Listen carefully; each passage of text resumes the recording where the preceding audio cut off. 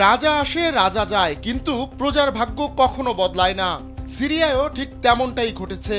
1 বছরের বেশি সময় আগে সিরিয়া ছেড়ে পালিয়ে গেছেন দেশটির সাবেক প্রেসিডেন্ট বাশার আল আসাদ। সিরিয়াকে দেনায় ডুবিয়ে আর ধ্বংসযজ্ঞ চালিয়ে এখন শান্তির জীবনযাপন করছেন তিনি। পরিবার নিয়ে রাশিয়া আর সংযুক্ত আরব আমিরাতে কাটাচ্ছেন সুখের জীবন। এমনকি চক্ষু চিকিৎসার পড়াশোনাও করছেন বাশার আল আসাদ।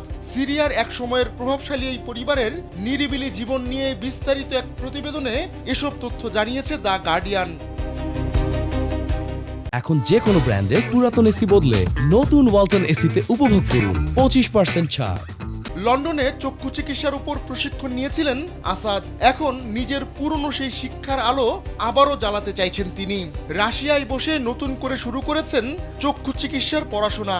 আসাদ পরিবারের একজন বন্ধুর বরাতে এমন খবর প্রকাশ্যে এসেছে। ধারণা করা হচ্ছে হাত পাকিয়ে তিনি রাশিয়ার এলিটদের ক্লায়েন্ট বানাবেন। তবে টাকা কামানোর উদ্দেশ্য নয়, বরং নিজের প্রবল আগ্রহ থেকেই এই পেশায় ফিরতে চান আসাদ।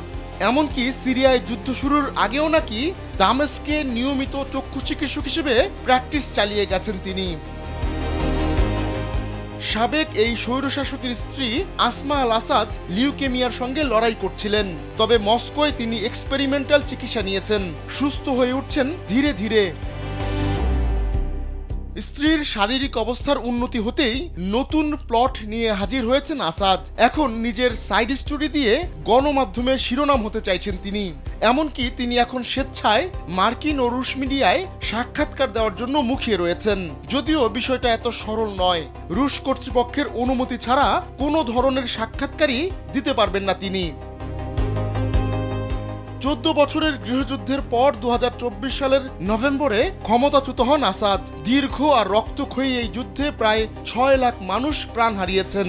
বাস্তুচ্যুত হয়েছেন প্রায় 1,40,00,000 মানুষ। জানা গেছে একেবারে শেষ মুহূর্তে রাশিয়ায় পালিয়ে যান আসাদ, কিন্তু তাকে নিয়ে আগ্রহ হারিয়ে ফেলেছেন রুশ প্রেসিডেন্ট ভ্লাদিমির পুতিন। ক্রেমলিনের ঘনিষ্ঠ একটি সূত্র দ্য গার্ডিয়ানকে জানিয়েছে, যেসব নেতারা ক্ষমতা হারান তাদের ব্যাপারে পুতিনের ধৈর্য নেই বললেই চলে।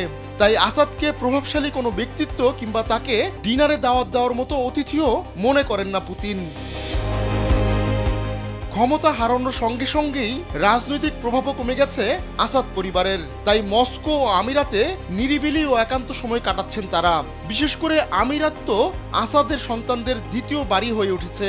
তারা সেখানে প্রায় ঘুরতে যান। বহির্বিশ্বের সঙ্গে আসাদের খুব একটা যোগাযোগ নেই, বরং তার প্রাসাদে থাকা হাতে গোনা কয়েকজনের সঙ্গে তার যোগাযোগ রয়েছে। একাকী সময় কাটালেও বিলাসিতার কোনো কমতি নেই আসাদ কিংবা তার পরিবারের সদস্যদের। আহমদুল্লাহ শিকদার, কালবেলা।